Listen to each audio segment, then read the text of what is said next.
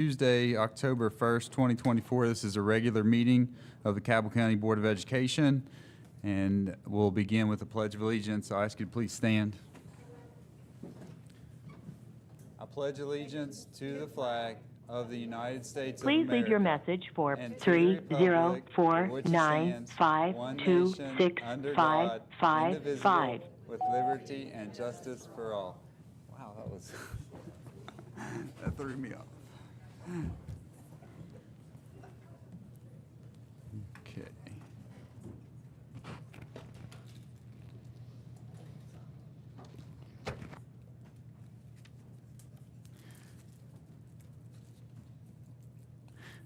I think we're trying to have a board member join by phone, but we'll go ahead and begin with our celebrations. Dr. Ashley Stevens, you good? Good evening, President Polly, board members, Superintendent Hardesty, Counselor Hornbuckle-Myers. It's great to be with you this evening. We have some exceptional high school students to celebrate this evening. In front of you are, maybe not 11, but we have 11 Cabell County High School students who earned the distinction as National Merit semifinalists. These are students who took the PSAT and scored within the top 1% of all students nationally. And we have the great honor to boast 11 of them here among us. I'm going to invite them up after I tell you a little bit about the preliminary SAT or the PSAT.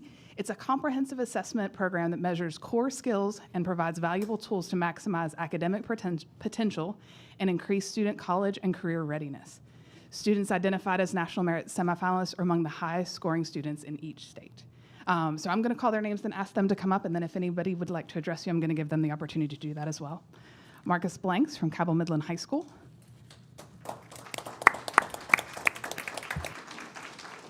Axel Bloom from Cabell Midland High School. Erica Eggleton from Cabell Midland. Joseph Farrell from Huntington High. Candace Huff from Cabell Midland. Elliot James from Huntington High. Elijah Lancaster from Huntington High. Aiden Maloney from Cabell Midland.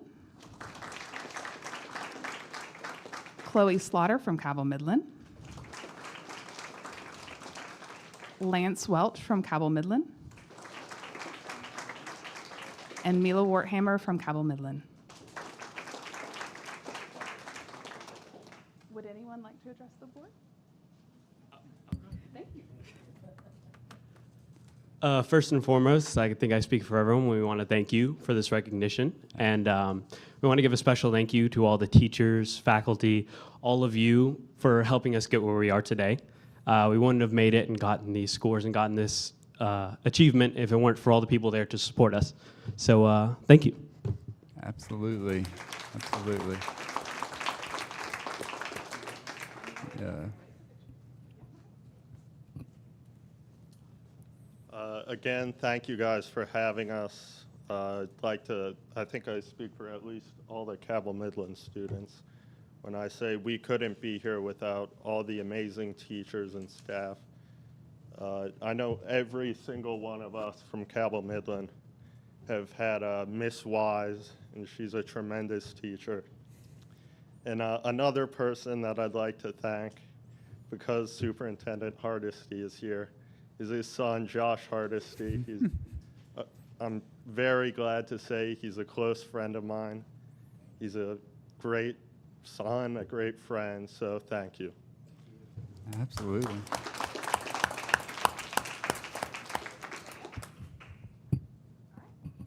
If y'all don't mind, we'll do some photos. Sure.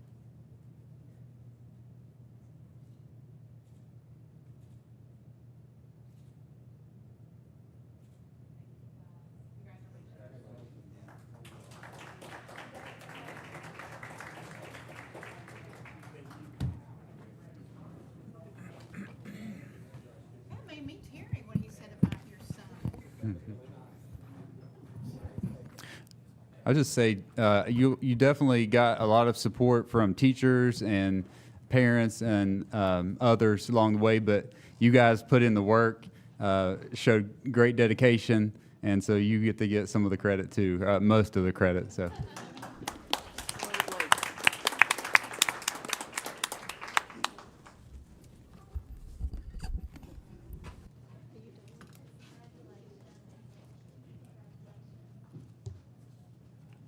Next, am I next?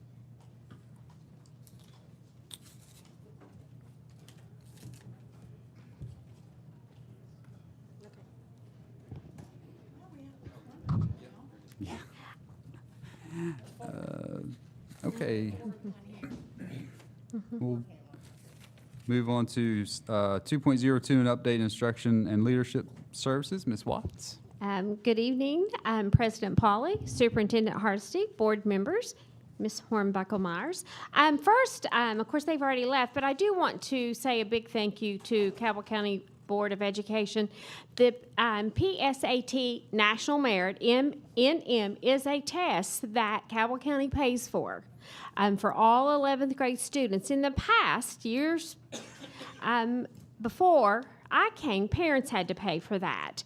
And it was something that we felt like we needed to open that up to all 11th graders to have a chance to sit, because you never know who can actually qualify for that test, because it's a great route to gaining scholarships. So every Cabell County student, 11th grader, is given this test in October. We're getting ready to take it in a couple weeks, and we're so very proud when we have the success that we do with our National Merit finalist. So that's my little commercial. Excuse me, I didn't mean to interrupt. No, you're fine. I feel I need to make a statement. Cabell Midland had 8. Yes, I believe so. I mean, is that not some sort of a record? Okay. Yeah. I mean, that's amazing. Yes. Absolutely amazing. Yes, and you know, they're dead on. They have some pretty awesome teachers that work very hard with these students as they start preparing and studying, but also these kids put in the time and effort and the work to get it done. It's an amazing group of students, it really is, yes. Yes, it's always, you like to see the fruits of your labor. So I am going to turn, I have another commercial. I did get to attend the letters training briefly with Dr. Carol Tolman today with our elementary science of reading group. This is one of the best trainings. I walk away and I think, why didn't I have this earlier? It is such an amazing group to sit there and watch those teachers learn, but also to watch her delivery of the instruction. And I just really want to thank Ms. Giles for continuing the support. And that was the big takeaway that the teacher said to me was, thank you for continuing the support of this program. Because any new initiative, and we've been doing this for a while, you walk away with a couple of things that you can take back and implement. But you're always refining and you're always wanting to take more back than what you can. And the teachers were ever so appreciative today, and I just want you all to know that I don't know if any of you got to attend the letters training, but it's pretty amazing. Okay, yes, yes, it is, and you think you could be such a better teacher after that. So I want to thank Ms. Giles. So now I'm going to turn over to Mr. Mann, and he's going to give you an update on Crossroads Academy.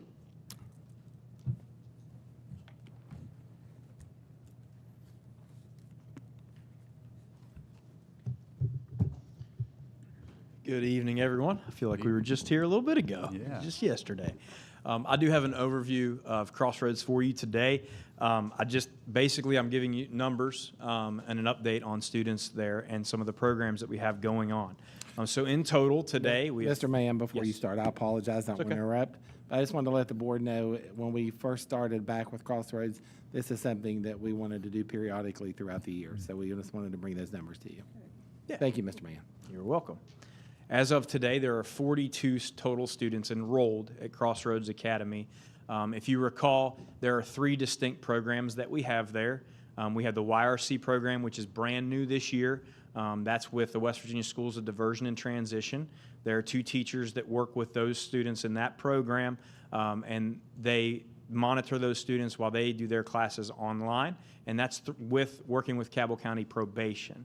So those students are placed into that program through the probation offices at the courthouse. In total, in our YRC program, there are 13 students in that program. There are 3 middle schoolers, and there are 10 high schoolers in that program currently. Okay? The next program that we have is kind of our traditional alternative school at Crossroads Academy. That is with our teachers that teach them their different classes throughout the day. There are 19 total students in that program right now. 2 of those are middle schoolers, and 17 of those are high schoolers. Of those 17 high schoolers, 2 of those are only there for a 10-day transition back to school from a placement facility. So they're only there for 10 days. They're currently there. When they are placed at a facility at times for discipline, when they are transitioning back into the public school system from those facilities, we'll transition them through our program to kind of assess what we need before they go back to a big school like Huntington High, Cabell Midland, so we know we have things in place for them to be successful once they go back to that traditional setting. How many is that? There are 2 of those right now, currently, and they're there for 10 days. Also, we have the dropout and pregnancy prevention, or pregnancy program, dropout prevention. There are 7 total high school students in that currently. 2 are in the pregnancy program, and 5 are in the dropout prevention program. That adds up to 39. We also have 3 students enrolled at Crossroads that are homebound or out-of-state placement. 2 are out-of-state placement. Those are placed through the court system in an out-of-state placement, and 1 is in a homebound that we provide the education through homebound services. Students can be placed out-of-state placement when they have issues that we do not, as the state of West Virginia, have a placement center that addresses those concerns. The state of West Virginia will send them out-of-state to a facility to address those, and they come back to us once they are done with those facilities. So far at Crossroads this year, our high school students have recovered credits for 20 courses through Edgenuity already, and that means that they have gotten credit for 20 courses that they needed to recover. So those are courses that they have failed previously that they are retaking through Edgenuity, and they've already gotten credits for 20 courses, which is fantastic. There have only been 5 discipline referrals from down there all year, and we have not suspended anyone from Crossroads Academy this year thus far. So that's kind of a quick update. If there's specific questions, I'd be happy to answer those. Yes, ma'am. How do you identify people that need to be in the dropout prevention program? So they can come to us various ways. Usually they come from our Student Support Services office, Mr. Krenzel or Mr. Thomas. And so if they are struggling and they're really behind, what we would call credit deficient, which means they're getting up there 17, 18, and they just have very, very few credits, a lot of those students will, I don't want to say give up, but they stop coming to school. They see this mountain of credits that they have to get, and it's just so much that if they did that through the traditional route, they would be here till they're 20, 21. And so a lot of times those situations occur, and we will vet those students and decide whether or not they need to be in that dropout prevention. And then, that's a way that we can get them to try to come down and get their credits to graduate. Would you mind to email us those Sure. numbers? I'd be happy to. Not a problem. Appreciate it. Absolutely. Other questions? All right. Have a great evening. Thank you. Okay. Takes us to 2.03, an update in operations and support. Deputy Superintendent Boggs.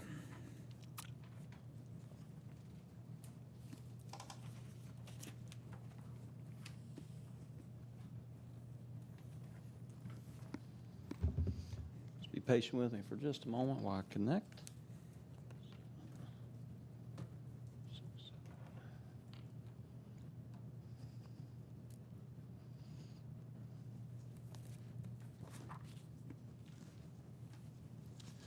All right, good evening. Board President Polly, board members, Superintendent Hardesty, General Counsel Myers. I want to give you a brief update on a few things as far as operations and support. First and foremost, we had, it seems like I always thank these folks, but a lot of times they kind of fly under the radar. I do want to thank our service personnel, our cooks, our maintenance department, things like that. We had a lot of storms last Friday. Transportation department, all of that, a lot of things going on. And again, thanks to our service personnel and administration, teachers, and everybody, we're able to continue to have school when most people can't. And I do appreciate that. We had a lot of folks over the weekend that were out moving food, including our food service director, child nutrition director, Travis Austin, as well as several maintenance guys. I do appreciate these folks. There is no difference between professional and service personnel. I think we're all service personnel. We're service oriented, and I do appreciate those folks that continue to make the county go as needed, and that stuff goes into the weekend. So I just wanted to recognize them for that. The thing that I've got in front of you right now is regarding the Woody Williams Center. The first and foremost is anytime this is a change order, and it's one of the items on the board agenda for tonight. There's a lot of numbers here, and I'm not trying to throw out just a lot of numbers. We're just trying to show every single line item to explain what is going on in these change orders. And the first and foremost, we don't like change orders. We don't like bringing those to you. We want projects to come in. However, with a renovation on something as large as the Career Center, they are expected. They are expected change orders. And there's contingencies, and what's an acceptable contingency allowance for something like that, and this is well within the acceptable contingency allowance, which is typically on a renovation around 6%. You want to stay under the 6%. We're still well under that right now. Now PCO 16. The first one you see on there, that is $49,406. That is expensive. That's in this total change order that you have in front of your board agenda, and you see the attachments and everything. You're going to see a number that's going to come up to a total cost of $105,440. If you look down at the bottom, you're going to see a total cost of $90,440, and I'll explain how all that plays into this entire factor. While this says one number, and then the change order is actually coming in at a different number. But the first one was cosmetology, and that was owner requested. This was requested by us. I just want to be honest about that and explain why that is. We've got a very, very good cosmetology program at the Career Center. While we are doing this project, there's also a vision to offer barbering down the road, and there's very specific guidelines as far as how far a sink has to be from a barbering station and stuff like that. We've got the nail tech salon, we've got all this stuff that was built into this, and we thought that while we're in there, it's a lot. It just still does cost money. However, while they are busting up concrete, while they are doing all of this, that we go ahead and add this in and do the plumbing, do the demo on the slab of that concrete in order to go ahead and run that plumbing. That is much easier to do now. Just like when you're building a house, you say, we probably should have done that. This is one of those things we probably should have done in that, and we've caught that, and we are asking for $49,000 for that. So that one is owner requested, and that's just for planning for the future. Yes, sir. It's my understanding also that adding barbering to the program will allow adults to take that class Absolutely. to get a full certification in cosmetology. So that's a large driving factor behind it as well. Yes. So that's the first one. Feel free to stop me at any time. There is the other things up the top. These are changes. These are what are costing money, and that is CMU wall type changes, and I've got all the supporting documentation for that. Number 5 is steel modifications and plumbing, and RFI's request for information. They call it number 22. That one's $3,182. I'm not going to read down through all of these, but I'll just kind of skim through them. But floor drain, one of the things that we wanted to have, it was in a closet. We want to go ahead and have a floor drain. If you've got a washer and dryer, different things like that, we want to go ahead and add that floor drain in there. And there is no perfect building when you're doing this. Again, you go back to building a house. If you've ever built a house, You will always find things, or you're doing renovations, unexpected things that you need to change based on that. And this is just a massive building. This building is bigger than all the other projects combined. As well as a roof drain relocation that was necessary, slab on deck removal. One of the things that they ran into, you know, in the demo of like the second floor, they have things called Nelson studs there. It was very difficult to remove some of those things. They had to cut some steel, do some additional work with that, bring in sky lifts in order to cut that, bring the concrete down at the same time, as well as battery backup for light fixtures, like when the electricity goes off, like we had at Huntington High School and several schools the other day. Posts that supports the exterior door. That is structural. When they got into that, they said this is a necessity based on the usage of that door, and above that, and it's going to have a lot of pressure, and it's just a necessity to go ahead and add that as well, and different plumbing revisions. And then the last one on here, that was existing lifts at Automotive, and this was again in the old Automotive Center at Sears. Underneath that ground, there's a lot of unforeseen things. There were containment tanks for oil and hydraulics to lift the cars up and stuff like that. You know, we had to. They knew they were there, but then they had to address some of those per all of the safety measures and different things like that. Remove some of those. They were able to fill some of them with flowable fill fluid and or you know, concrete and different things like that, but we have to follow all of the guidelines for EPA and stuff like and everything with that. So we've done that, and so these are all changes that we're requesting. Now there were also some good things as far as some credits. There was casework credit in a special needs room, and that's just basically cabinets, you know, furniture that's fixed to the wall and stuff like that. We're going to be able to do cubicles in that area. Is going to be a better option for that. And that kitchen receptors and drains, different things like that, that was not needed, and that was $3,000 credit. And the last one you're going to see on there, and that is not reflected in this change order, but we do have documentation. We actually have ZMM in here, and I do appreciate the partnership that we have with ZMM because, and again, there's no perfect building.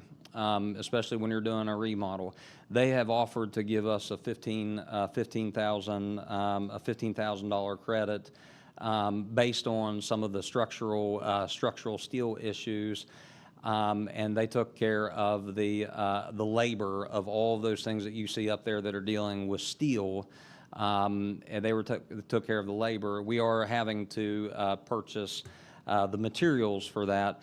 But just like we dealt with at Milton Elementary and the slide, the same thing. If it would have originally been designed that way and you have certain things that were missing, you still would have had to purchase those things. It's kind of shifted. But that is why we have those contingencies built into these contracts. So the net overall, what this change order would cost us is $90,440. Again, we don't like bringing these to you. However, when you've got a renovation or even a new school, there are unforeseen things. But the cosmetology, again, that is planning for the future, and that we ensure that we do it now rather than go back and try to do it when A, it's going to be more expensive a few years from now, and B, it's going to be disruptive. It's much less disruptive to do it now. So, I know I'm going through a lot of numbers here, but are there any questions or any points of clarification I can make on this? Not for me. I mean, the 90,000 is a large number, but in the grand scheme of this project, that's really not a big number at all. And you know, when you look at more than half of it being forward thinking for cosmetology, you know, I think that makes perfect sense to me. And that, again, that one is owner requested. So any other points of clarification or anything?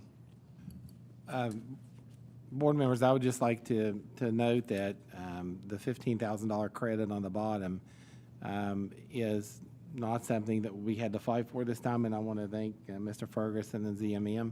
And not that we fight, we just want to make sure that people understand that we try to protect the money that the board has, because at the end of the day, that is for our students, and that's what we're here for. But I want to thank them for being cooperative and understanding that it's a joint partnership to get this building completed. Yep. Absolutely agree with that. All right, so I'm going to go on to the, and again, that's going to be up for consideration later on tonight. We do have second reading on policy updates. I'm not going to read all of these to you. You had those. We reviewed those briefly last time. So those are up for second reading. Again, it's not approval. It's just second reading for these policies. And I'd say the one that's probably the graduation requirements that was to clarify that's probably the one that's probably going to be the most interesting in that, is just to clarify that for our secondary schools and our community and what our graduation requirements are. And then we do have some changes in the board agenda I wanted you to make note of. Again, I always seem like I get the page numbers wrong. These are correct on here, but your printed off sheet are going to be a little, varying in page numbers. So if you don't care to turn to page 14 in your agenda, and that is page 14, and that is CU 25018.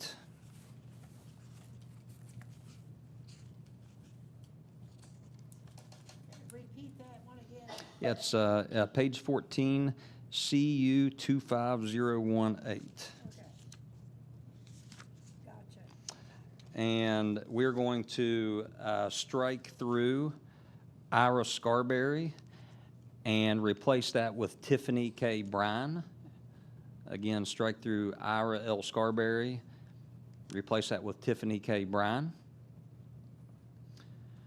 Page 15, just on the next page, down towards the bottom of the page, we're going to be looking at CU 25017.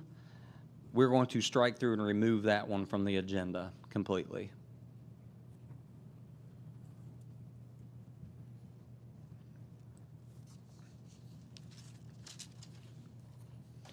Then if we go on to number 17, and that is 5051-S, and that is employment substitute service personnel. We're going to pull two names from this, and that is Angela Schaefer and Vicki Lyons. We're going to pull those two names.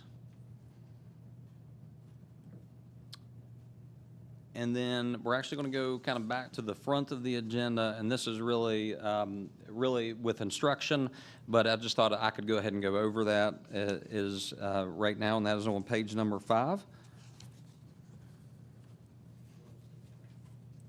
And that is I put 4.03, it's 4.06, so my apologies, it's 4.06. And that is and everything is accurate in that as far as the recommended action, except for the very last thing on there where it says,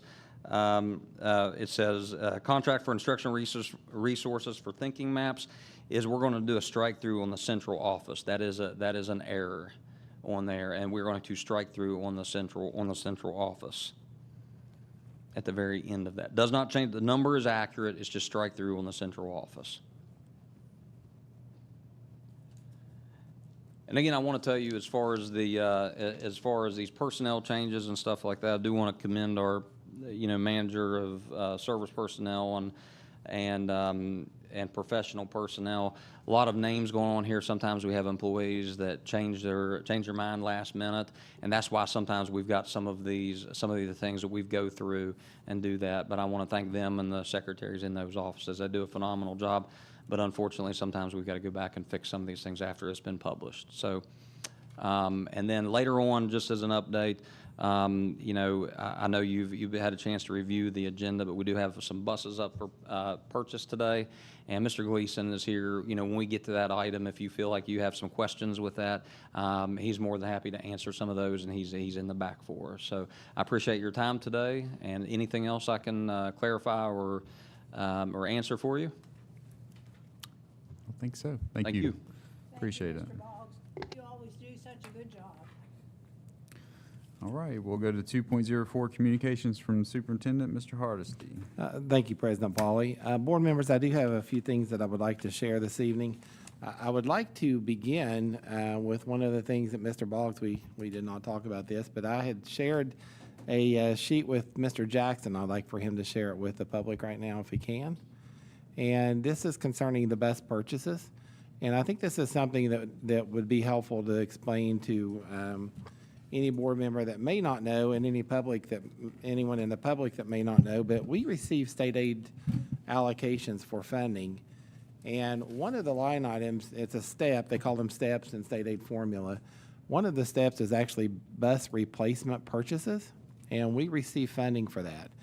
That funding is actually based on the value of our transportation fleet. We currently have, I believe, 139 buses in our fleet. We have 104 routes, but we have to keep spares on hand for two different reasons. One, to pick up extra trips if we have someone traveling while other trips are being ran. You can't take those buses off the road if you're still delivering other students home. So we have to keep spares for that. And then anytime we have a breakdown, we have to have a bus ready to go for that. So we have 139, and I believe that number is pretty accurate. It might be 138 in our fleet.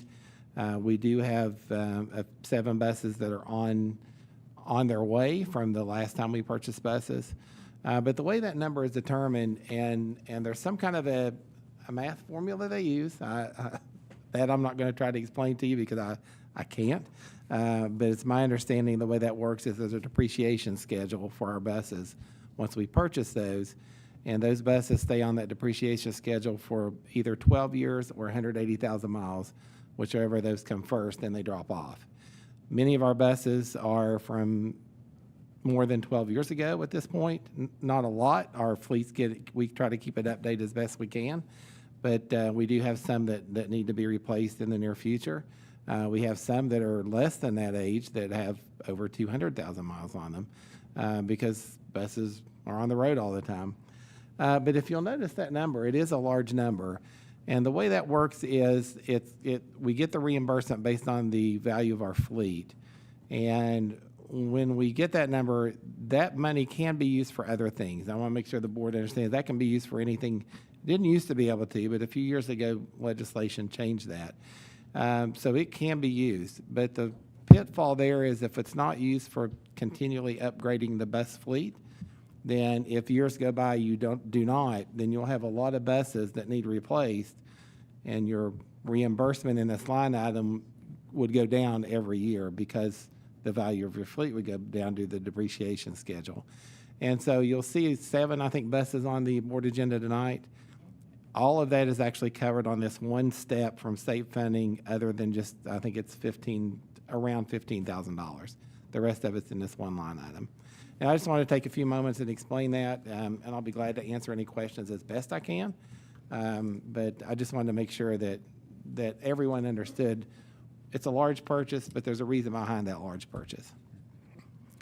Outside of that, I do want to share a few things. Last week, and I know that you were unable to attend, but I know Ms. Childers was there as well as several of us. But the Huntington Mall and the Cafaro Foundation recognized Cabell Midland High School's state championships last spring, and that's their track and their baseball teams.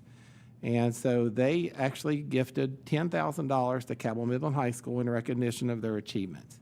Now, it was really nice getting that big cardboard check, and it's really neat, but the little paper one meant a lot more. So I do want to thank the Cafaro Foundation, the Huntington Mall, and their continued support of our community and our school district. We also had an event since we met last since our last regular board meeting, but we had an event. Huntington High School hosted an event for families of seniors, and they had an incredible turnout. I'm not sure how many of you knew what this was going on, but just a little, give everyone an idea what it is. Navigating your child's senior year requires a special set of skills and experiences. And so Huntington High School put together a workshop for families of seniors that covered everything from senior pictures to events for the FAFSA form and for testing information. They had over 70 families that came out for that event from Cabell Midland, Huntington High School, and even surrounding states in Ohio and Kentucky. So it's really neat to see that, and other districts in West Virginia joined. So a great opportunity for people to come learn more about what it is to go through the senior year. But kudos to Huntington High School for putting on an event that really reached out to not only our community, but the surrounding community. We have some students from Huntington. Well, first of all, I want to talk about our career tech students. They are collaborating on renovations at Milton Fire Department. And so we had many of those students gain hands-on experience and supported a local community organization as they offered their skills to the Milton Volunteer Fire Department Community Center during recent renovations. So that was a really neat opportunity. And we have some students participating in culinary and engineering from Huntington Middle School and Huntington High School. It's called Gear Up for Quake and Bake. It's a culinary challenge on October 23rd. And this is a combination of baking something and engineering, where they have to transport something over a certain time period, so they have to make it and transport it. So it's a team effort here. So it's actually modeled after the what's it called on TV? It's modeled after Baking Impossible.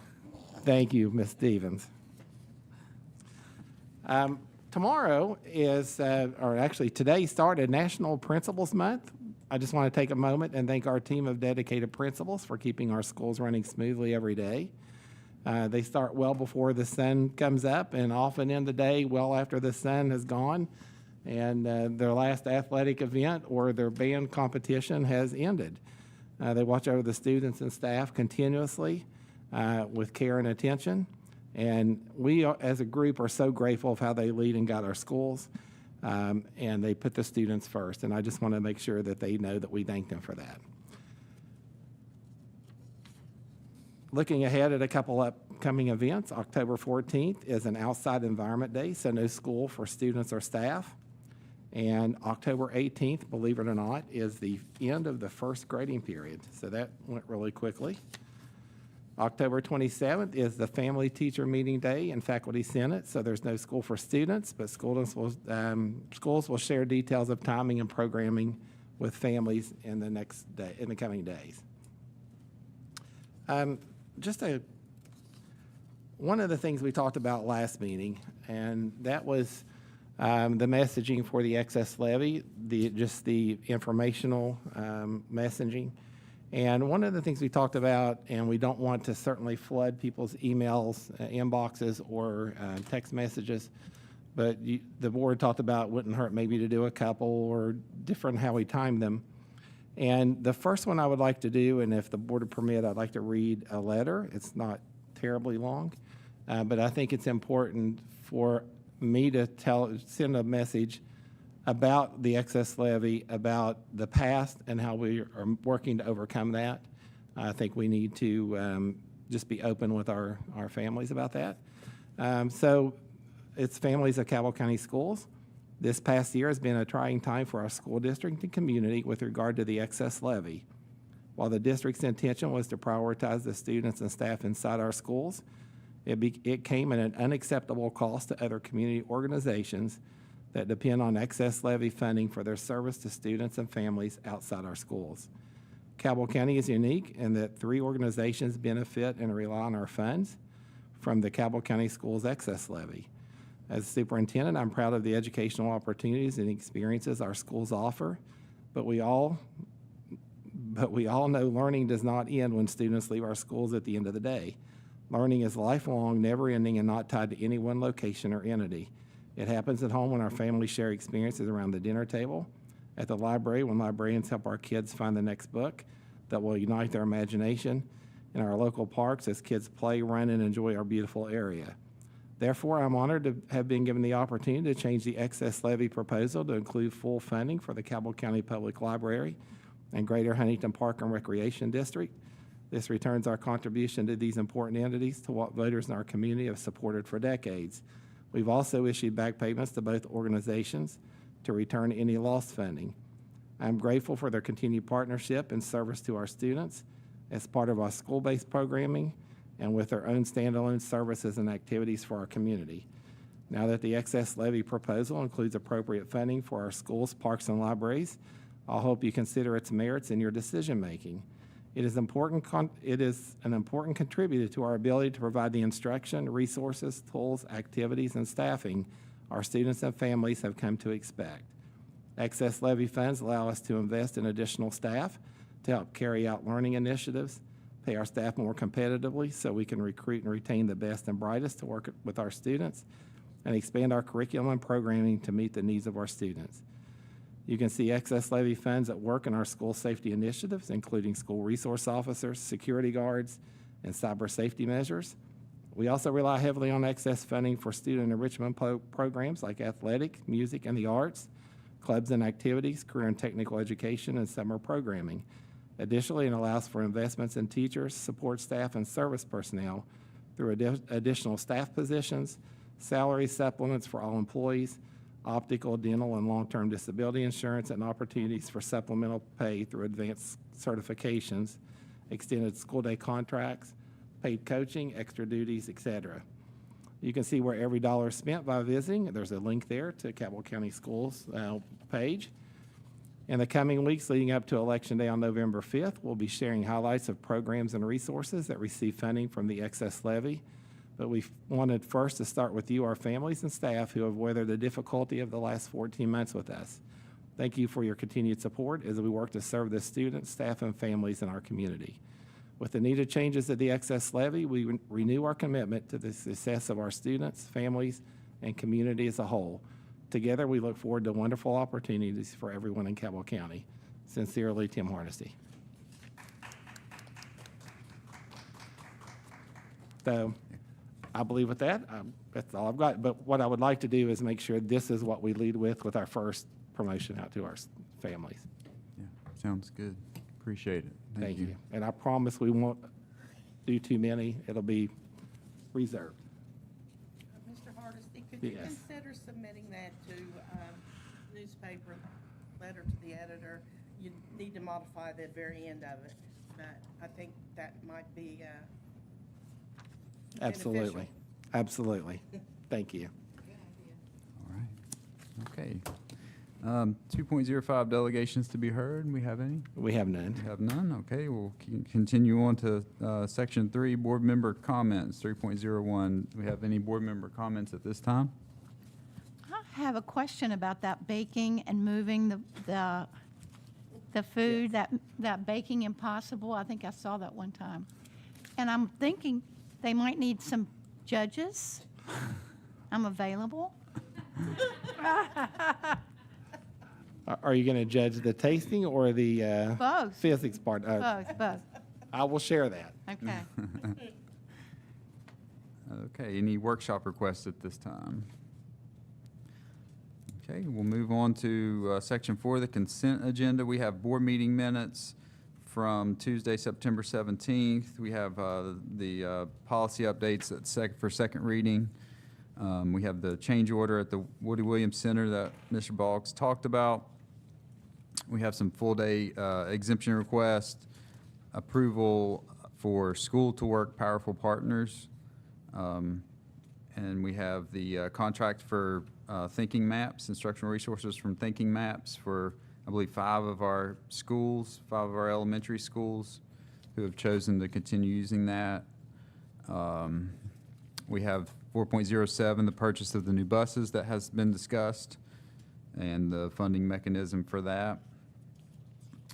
We have Cabell Middle FFA trip, Huntington Middle Wrestling trips, Huntington High Theater trip, Huntington High to Droop Mountain Battlefield State Park, and we have an out-of-county student transfer request, and an out-of-county transfer request denial, or no? Approval. No, denial. Yes, President Pauly, Is approval. 4.13 is approvals, and Yes. 4.14 were denials. That's what I was thinking. So we have all of that we can consider all at one time with 4.15 and a motion to approve this section. If anybody has any questions or wants to ask any additional information or pull something, we can do that as well. So I'll just leave that there. I move that we approve. Paulie, can you hear me? I can. Excuse me. Can you guys hear me on the phone here? Yes. All right, guys. Reed Byerson. Sorry I couldn't make it in tonight. Just wanted to maybe offer some thoughts and discuss a little bit about the bus contract. I think it's 4.07. Okay. Yes, I'm going to ask that we could vote on that one separately, and I really appreciate Mr. Hardesty explaining how our funding works with that. So it sounds like we have a $1.1 million to designate kind of on any purchases we choose, but it's important that we keep up with the fleet with that funding. So something I brought up to him, and I went out and toured the bus garage when I first wore in and saw our operations, and that's an amazing facility up there at Costa's Landing. Constituent, when I was campaigning, brought up to me, they said, you see a lot of these school buses going around, especially in the rural areas, and a lot of times they only have a few kids on them. And then I thought, that's kind of true. So I brought that up to the superintendent, and he said that we're required to have enough seats to transport all of the kids in our county at any time, which makes a ton of sense. But it's also true that a lot of times we transport a small number of kids on a large bus that may not be most efficient. So I just wanted to bring it up to the board and out publicly that maybe it's worth considering some transportation alternatives in terms of the size of the vehicles we use in our fleet to potentially make the cost for the vehicles more affordable, as well as the fuel efficiency moving forward for the vehicles we invest in. Okay. So request 4.07 as a separate vote. Is that correct? Yes, please. Okay. All right. Is there anything else that anybody had wanted to talk about? Okay. So let's just begin with 4.07. And we'll start with just 4.07, and then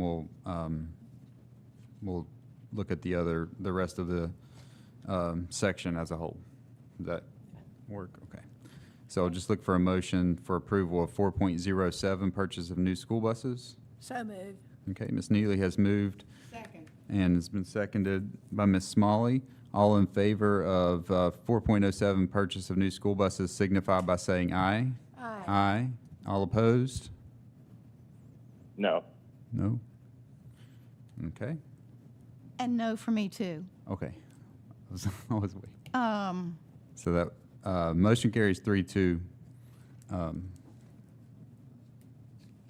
you want to say something? Were you going to say something else?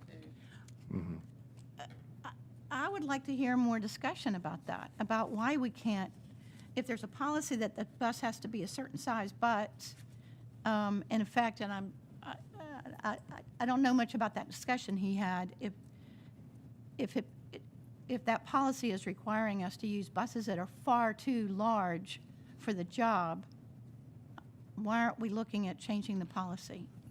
Well, those are not our policies. Those are and Mr. Gleason is here, and he could probably speak more to this than I could, but let's say we have a day where power's out and we have to deliver kids home at 1 in the afternoon. Most of those buses are full at that point when they leave the house or leave the school, because that's the only means of transportation those students have at that point.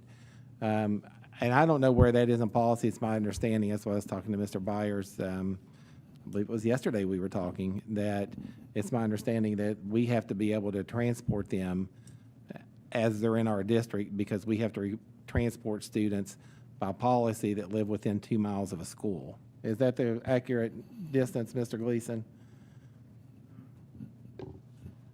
Another thing, Mr. It is. We rarely have students that are even close to that we do, and I think most school districts accommodate students in closer Right. proximity than that. Yes. But I would say the vast majority of our buses are probably 2/3 or more full. I don't know, and you could brought those numbers with me. We do a survey every year. We have to do ridership surveys, and we have to submit those to the state.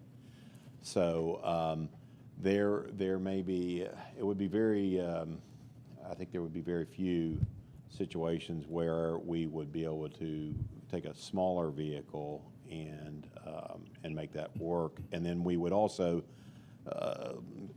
drivers do take trips and so forth that they on a rotating basis. And those trips typically, of course, have many students. Sometimes you'll have a whole grade level, let's say from a middle school, a couple hundred students going somewhere. Or you may have, such as this weekend, of course, our Pumpkin Festival in Milton, and there will be numerous buses out there, and then packed full. I think it would have, and then with ball teams, moving teams and bands and so forth, I think it would have a. I don't know that the benefits would be such that it would be a good move for us. It's not uncommon, though, as Mr. Byers mentioned, for some of our buses not to be full, because a lot of elementary parents will transport their kids, especially on cold days or rainy days. And instead of standing and waiting on a bus, they'll transport them and pick them up. But that's not something we usually know is going to happen from day to day. But I know not all of our students ride a bus. Correct. But we have to be prepared in case the students who live away from the schools want to. And there are some big ride a bus. fluctuations. You have things like, Sure. let's say when you have an early release, whether it's a planned, let's say 2-hour early release, or it's because of emergency, all of a sudden your ridership surges. Right. And it does, so there are fluctuations from what might be a typical day-to-day. Yeah. Average, but there are some, obviously some sparser areas where we're not as full. But I could provide those numbers to the board. It might be helpful to share with the board your ridership survey, the last one that you submitted, Okay. and that might be I helpful didn't bring that information with for me, them but to I can do have. that, certainly. Be glad to do it. Okay. Thank you, Mr. Gleason. You're welcome. All right, now we have at hand the rest of the consent agenda, minus 4.07, and we would just need a motion for that. So moved. Okay, Ms. Neely has made the motion to accept the remainder of the consent agenda as presented. Second. Ms. Smalley has seconded. Excuse me.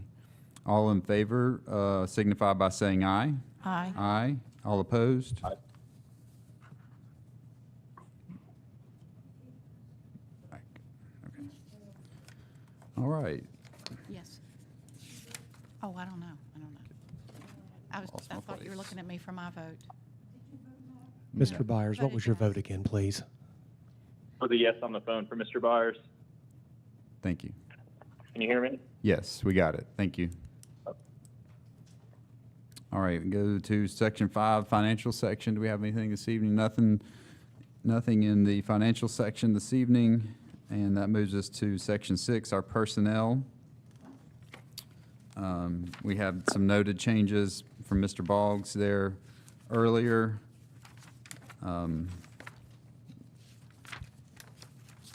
Quite a lengthy personnel section. We would just need a motion, unless there's anything that needs to be discussed or pulled, we just need a motion for approval of personnel items. I make the motion that we approve the professional and service personnel listings as stated. Okay, we have the motion by Ms. Smalley to approve the personnel section with the noted changes. I second. In a second. All in favor signify by saying aye. Aye. Aye. Aye on the phone. All right, motion's approved. That takes us to section 7, 7.01, appointment to the Cabell County Public Library Board of Directors. The superintendent recommends the appointment of Amanda Kinder to the Cabell County Public Library Board of Directors to fill an unexpired term that will end on June 30th, 2027. And this recommendation is made in accordance with House Bill 801 passed by the Washington Legislature in 1967. Yes, President Polly, what we have here is we had an open seat, and we have two people on the library board that are put there by the Cabell County Board of Education. And historically, what they have done is they have sent the superintendent a name or two or a couple names, and then they talk to those people, they select one and put on the agenda. I talked to Ms. Bowen a few times over the last month or so. She sent me a letter recommending two individuals. One was Amanda Kinder, and I've known Amanda Kinder for several years now, and I know she's passionate about what we're getting ready to ask her to do. We had another excellent candidate, Jennifer Ross. I had a conversation with her, and I read the letter, and I thought, how am I supposed to pick between these two ladies?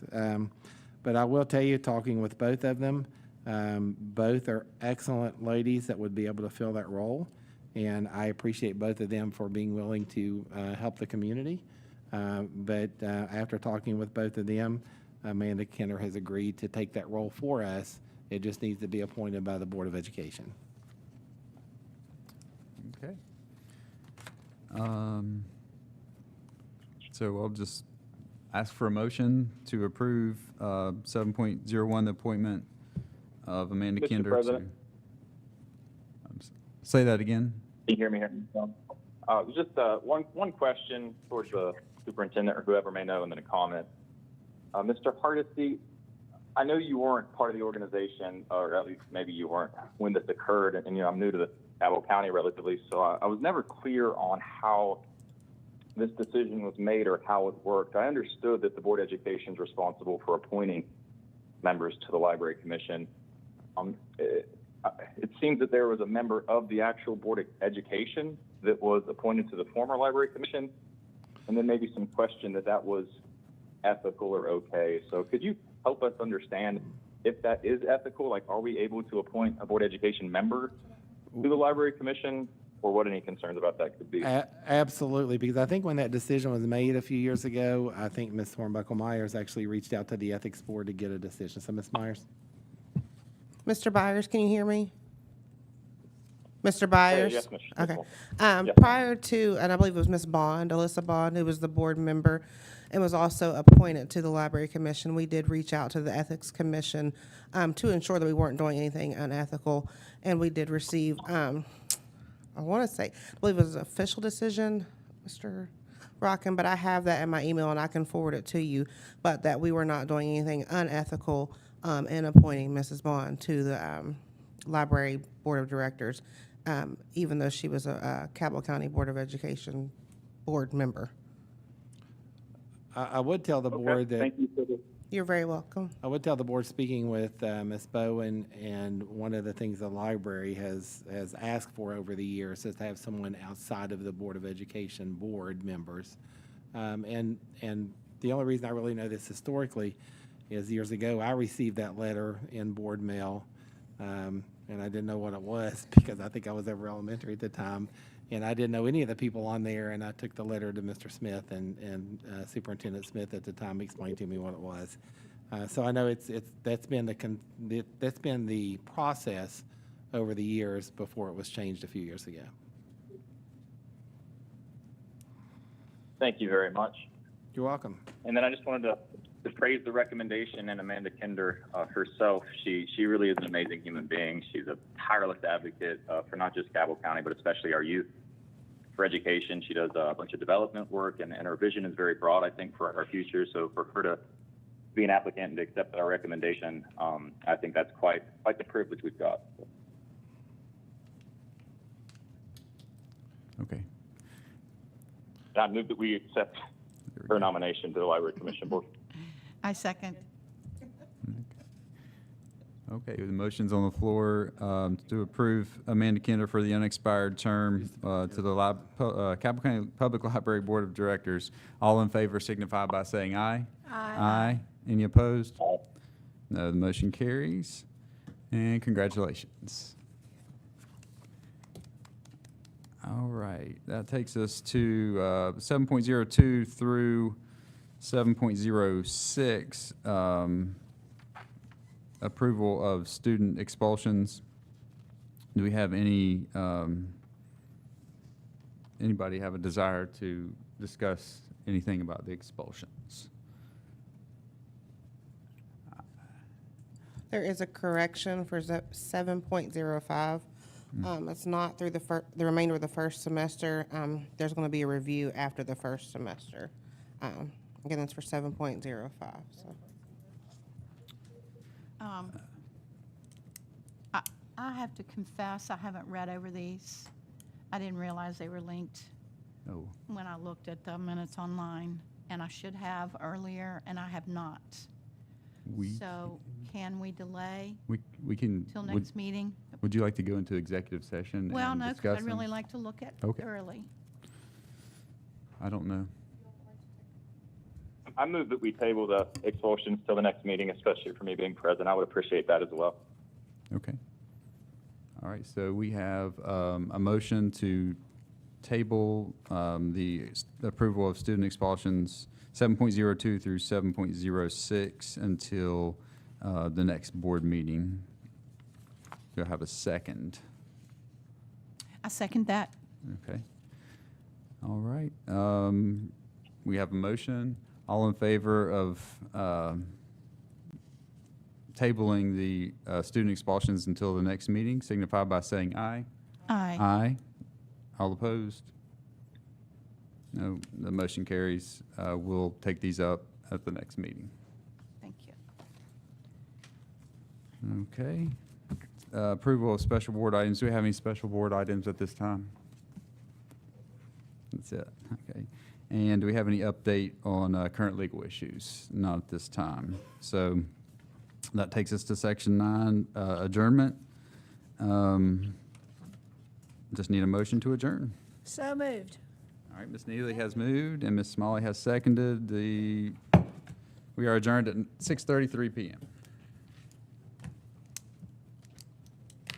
Gosh, what happened? Mr. Byers, I'm going to disconnect the meeting now. Jason, tell everybody I said thank you. Y'all have a good night. Thanks. Good Thank you. night.